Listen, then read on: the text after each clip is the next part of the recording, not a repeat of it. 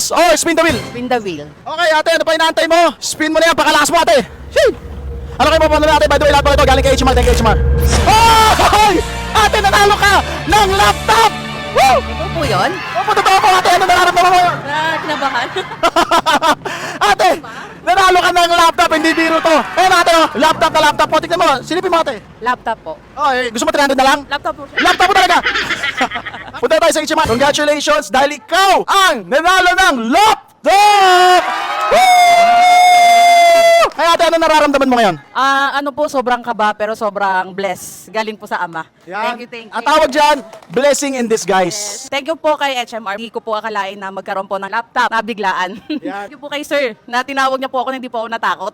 Yan. Kasi guys, meron kang dalawang kasya na tumanggi sa akin. Tingnan mo yung tsura ko, mukhang goons, di ba? Congratulations kasi sometimes sa buhay natin, kailangan talaga tayo mag-take ng risk. And mga baso, comment down below kung saan tayo magpapaspin the wheel next.